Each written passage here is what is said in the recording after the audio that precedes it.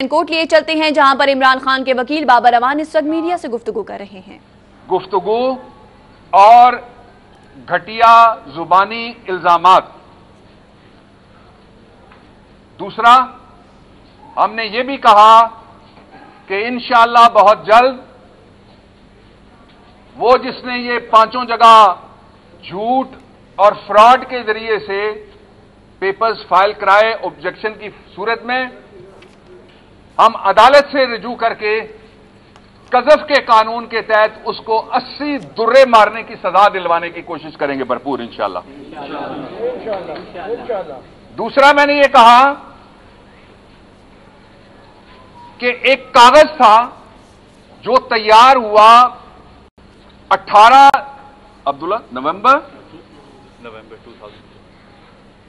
نومبر 2004 لاہور میں، اس میں لکھا ہوا ہے ڈیکلریشن کس کا؟ عمران خان۔ والد صاحب کا نام نہیں ہے، گھر کا پتہ نہیں ہے، کوئی ایڈریس نہیں ہے، پاکستان بھی ملک نہیں ہے۔ میں عمران یہ کہتا ہوں کہ مجھے کوئی اعتراض نہیں ہے اگر وہاں کارروائی چلتی رہے۔ 19 تاریخ کو وہ کیلیفورنیا کی عدالت میں صبح 9:15 میں وہ کاغذ پیش ہو کے منظور بھی ہو گیا۔ یہ منظور ہونے کا ٹائم بتا رہا ہوں، پیش اس سے پہلے ہوا۔ تو آپ کو پتا ہے نا، یہ وہی ٹیم ہے جنہوں نے شہید بی بی کے خلاف، اور وہی لوگ واپس آئے ہیں، کوئی سینٹ میں ہے، کوئی کہاں بیٹھا ہوا ہے، جہازوں سے تصویریں جعلی پھینکی تھی۔ میں نے پہلا کاغذ یہ جعلی ثابت کیا۔ دوسرا کاغذ یہ جعلی ثابت کیا کہ جو پروسیڈنگز ہوئی ہیں بیرون ملک، جن میں کہا جا رہا ہے ایک بچی جو اب 26 سال کی خاتون ہے، ان کے بارے میں نے یہ پوچھا ہے کہ یہ جو میڈیا پہ بیٹھ کے شور ڈالتا ہے، یہ بتائے یہ نانا ہے؟ کیونکہ والدہ تو فوت ہو گئی۔ 26 سال کی خاتون نے کبھی کوئی دعوے داری نہیں کی۔ وہ آزاد ملک ہیں، وہاں کوئی روک سکتا ہے کسی کو دعوے داری کرنے سے؟ یہ کوئی چیچوں کی ملیاں نہیں ہے کہ کوئی کسی کو، یا کوئی یہ بلوچستان کا کوئی دیہاتی علاقہ ہے، سرحدی علاقہ ہے تافتان کے پاس، یا صوبہ سیستان کے ساتھ کوئی پہاڑ ہے۔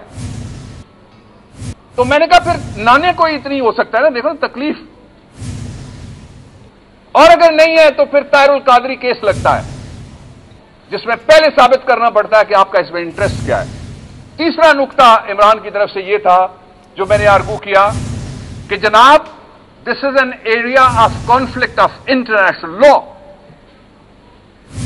اور جو عمران خان ورسز میاں نواز شریف کیس، اس میں اور حنیف عباسی ورسز عمران خان کیس میں طے ہو گیا کہ ریٹرننگ آفیسرز کوئی ڈیکلریشن نہیں دے سکتے۔ نواز شریف، اور میں اپنی اوریجنل کتابیں چھوڑ آیا، مجھے آر او صاحب نے مذاکن کہا کہ کتابیں واپس نہیں ملتی۔ میں نے کہا کوئی پڑھنے والا ملے تو میں اور بھیج سکتا ہوں، مجھے تو لوگ اچھے لگتے ہیں جن کا کتاب سے رشتہ ہو۔ لیکن یہاں ٹیبلائڈز پیش کیے گئے جو بدنام زمانہ رسالے چھپتے ہیں، جن کو کوئی لندن کی سڑکوں پہ یوں کر کے بھی نہیں اٹھاتا، کوئی صاحب عزت و تکریم آدمی، کہا گیا کہ اب ہم نے اعتراض کیا، دوسری طرف سے کہا گیا اعتراض کیا، ان کا کام ہے ثابت کریں کہ یہ کتاب جھوٹی ہے، ان کا کام ہے ثابت کریں کہ یہ الزام جھوٹا ہے۔ اور الزام کیا تھا؟ میں نے پیراگراف 1 پڑھا، میں نہیں پڑھنا چاہتا، اس کا پورا پڑھا جائے تو آگ لگ جائے ملک میں۔ میں نے کہا جی اگر آپ اجازت دیں گے نا یہ کہ لوگ یہ بات کریں، تو آپ کو پتا ہے کس پولرائز سوسائٹی میں مذہبی طور پہ ہم زندہ ہیں؟ ہمارے پاس کتنے ذرائع ہیں ایک دوسرے کے خلاف بولنے کے۔ آپ جنگ چاہتے ہیں یہ کہہ کے کہ جو کتاب میں لکھ دیا گیا دوسرے فرقے کے بارے میں یا طبقے کے بارے میں یا شخصیت کے بارے میں یا پارٹی کے، وہ سچ ہے، اور آپ وہ ثابت کریں کہ وہ خدا نخواستہ اس کا ایمان کیسا ہے۔ میں بہت احتیاط سے بات کر رہا ہوں۔ تو اگر یہ ہو جائے تو پھر تو کل سے قتل عام نہیں، آج شام سے قتل عام شروع ہو جائے گا۔ یہ آدمی چاہتا کیا ہے؟ یہ لوگ چاہتے کیا ہے؟ میں نے کہا اگلا جو نقطہ میں نے عمران خان کی طرف سے پیش کیا وہ یہ تھا کہ جو گارڈین شپ سرٹیفکیٹ آیا اس کے اندر 4 خانے ہیں، جن میں پہلے خانے میں لکھا ہوا ہے ماں، باپ، بہن، بھائی، کزن، سپاؤس، میاں، بیوی، گرینڈ پیرنٹس۔ دوسرے میں وارڈ جس کا جھگڑا ہو، اور تیسرے میں बाप और चौथे में मां।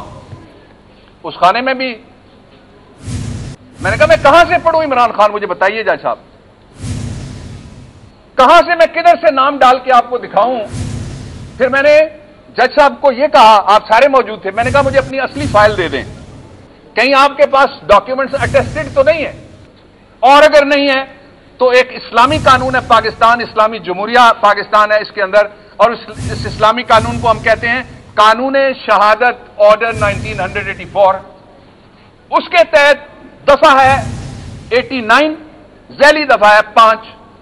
मैंने उनको कानून बताए, पाकिस्तान का इमिग्रेशन लॉ बताया कि बाहर से कोई डॉक्यूमेंट उस वक्त तक कबूल नहीं किया जा सकता जब तक वो डॉक्यूमेंट असली ना हो, और साथ जो रिकॉर्ड कीपर है वो लिख के ना दे कि ये असली मेरे पास है, और साथ रिकॉर्ड कीपर के बाद वो पाकिस्तान के काउंसिल जनरल में जाएगा, वहां से सर्टिफाई होगा, फिर उसको हम कहेंगे कागज। मैंने कहा जस्टिस शेख साहब ने कहा था पकोड़े वाले, मैंने कहा इनमें तो कोई पकोड़े भी नहीं लपेट सकता, ये वो कागज हैं। इतने बेतौकीर कागज लेके आ गए, इतना बड़ा फ्रॉड किया। अगला मैंने नुक्ता ये उठाया, मैं सिर्फ खास नुक्ते बता देता हूं। नुक्ता मैंने ये उठाया, मैंने कहा ये वो ग्रुप है जो कहता है मदीने में जाके इमरान ने जूता क्यों उतारा। ये कभी नहीं बोले कि पाकिस्तान के वजीर आजम का सारा लिबास अमेरिका में उतारा गया। इसलिए नॉन इश्यूज की तरफ खींच के तहरीक इंसाफ का, तब्दीली का ना एजेंडा रोका जा सकता है, ना 100 डेज प्रोग्राम रोका जा सकता है, ना मंशूर रोका जा सकता है, और ना पाकिस्तान में जो तब्दीली 25 को आएगी इंशाल्लाह उसको रोका जा सकता है। आखिरी 2 बातें जो मैंने कही, उनमें से एक बात याद रखने वाली है। मैंने कहा यह कर कौन रहा है जिसने कहा, इस कुर्सी पे जैसा बैठ के कहा, कुरान उठा के कहा, क्या कहा, छोड़ दीजिए, बेटे को किस तरह डिफेंड किया, छोड़ दीजिए। आपने अगर वो सारा पढ़ना हो तो बैरियर टाउन वाले मलिक रियाज साहब का बयान पढ़ लीजिए, उनकी प्रेस कॉन्फ्रेंस उठा के देख लीजिए। इसलिए मीडिया ट्रायल से हम नहीं घबराएंगे, और इंशाअल्लाह अल अजीज तब्दीली के रास्ते पे सफर जारी रहेगा। आखिरी बात, हमने मुतालबा किया पहले भी कि जो पंजाब के चीफ मिनिस्टर हैं वो फौरी तौर पे, आईजी का एक बयान चला था, मुझे मालूम नहीं कि उन्होंने कुछ किया या नहीं, जो नए इंस्पेक्टर जनरल पुलिस आए कलीम इमाम, इनके जो विकेट कीपर हैं वो भी और एम्पायर भी, दोनों, कोई डीपीओ है जिले का, कोई डीसीओ है, कोई ईडीओ है, कोई डीएचओ है, पटवारी छोड़ देता हूं, इनको फौरी तौर पे तब्दील किया जाए। और मरकज में से भी जो बड़े ऑफिस हैं उनके अंदर से जो भर्तियां अभी हुई वो हटाई जाएं। और नादरा में हमारी पूरी इत्तला है, वहां एक आदमी नहीं है, एक से ज्यादा आदमी है, कम से कम 3 आदमी है जिन्होंने सिक्योरिटी लीक किया है नादरा का। हम इलेक्शन कमीशन ऑफ पाकिस्तान से मुतालबा कर रहा हूं मैं तहरीक इंसाफ की तरफ से कि उनको हटाया जाए। और आखिरी बात जो मैं कह रहा था उसका एक हिस्सा यह है कि फेयर और फ्री इलेक्शन करवाने के लिए जो चलते हुए ट्रायल हैं, यह अजीब बात है कि लोगों को इजाजत दी जाए कि आप ट्रायल फ्रस्ट्रेट करें। मैं कानून बताने लगा हूं, कानून में लिखा हुआ है अगर एक से ज्यादा मुल्जिम हूं और उनकी नुमाइंदगी हो, यहां वकील भी हैं, तो बहस है, जज साहब बहस सुने, नवाज शरीफ केस में फौरी तौर पे फैसला सुनाया जाए, और अगर वो बेगुनाह है तो बरी हो जाएंगे। उन्होंने अगर जो कहा था, कौम को याद है कि जनाब हुजूर जनाबे वाला ये हैं वो सबूत और जराए जिससे हमने ये पैसे कमाए, जद्दा ले जाए, लंदन पहुंचाए और अपने अपार्टमेंट्स बनाए।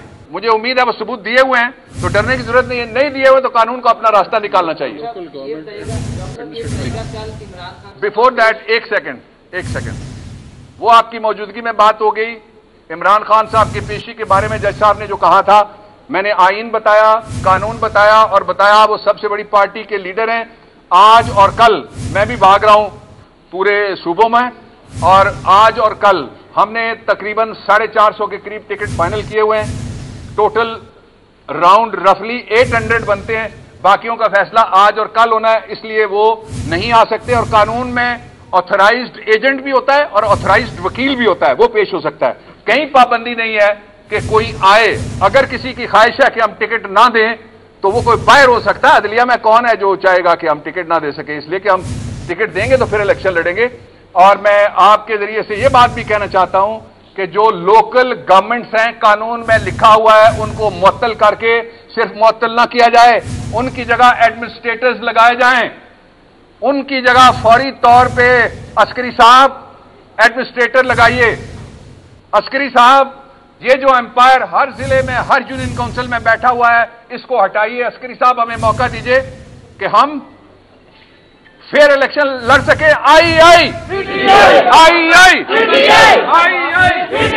बाबर अवान सेशन कोर्ट के बाहर मीडिया से गुफ्तगू कर रहे हैं। उनका कहना है कि झूठ की बुनियाद पर कागजात नामजदगी जमा करवाने वालों को सजाएं दिलवाएंगे। इमरान खान पर लगाए जाने वाले तमाम एतराजात को मुस्तरद करते हैं और तब्दीली का यह सफर जारी रहेगा। झूठों के खिलाफ कस्ब का केस भी दायर किया जाएगा। ये वही टीम है जिसने शहीद बेनजीर भुट्टो के खिलाफ भी मुहिम चलाई। किताब में जो कुछ लिखा गया है सब गलत है।